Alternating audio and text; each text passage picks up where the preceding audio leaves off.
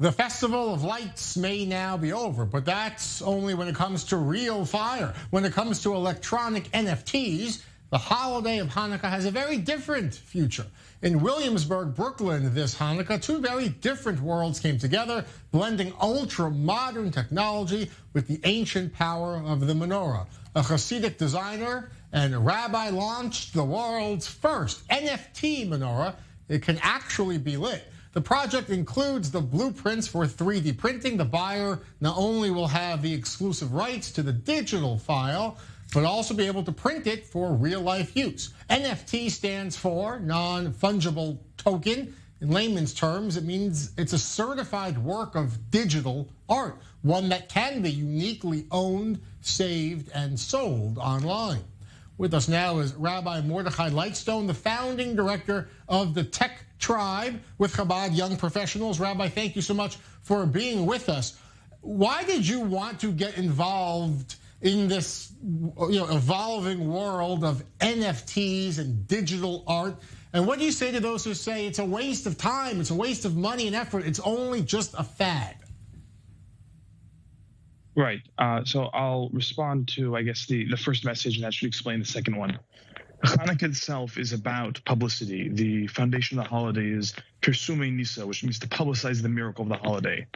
In 1973, the Lubavitcher Rebbe started a campaign to take the timeless message of Hanukkah about bringing it to the public and illuminating the world, and really pushed it to its furthest reach, which is why this year, Chabad emissaries, I'm a Chabad emissary, had lit 15,000 public menorahs, bringing Hanukkah to over 8 million Jews around the world.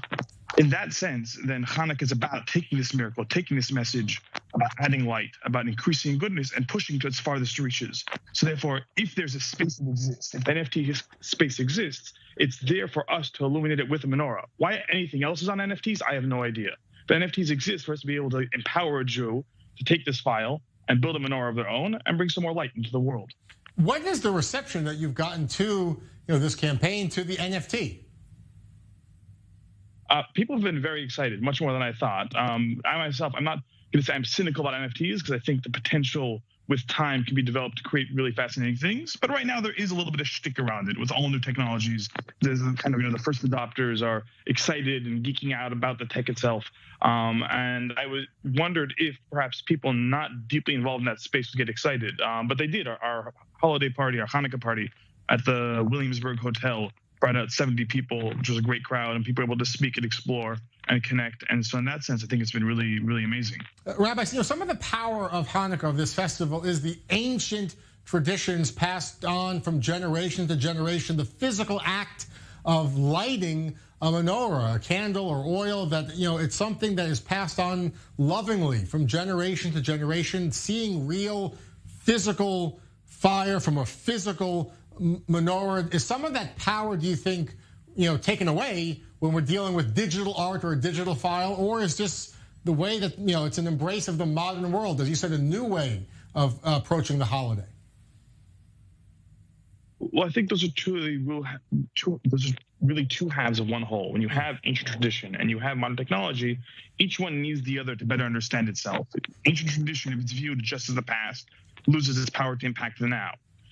In the physical world right now, the great things we're doing in terms of innovation, without that connection to the past, loses its spirit and its soul. So you need the two of them together. If this NFT were merely just a digital file that ended there, then I'd say it'd be a cute ad, it'd be shtick, I don't know.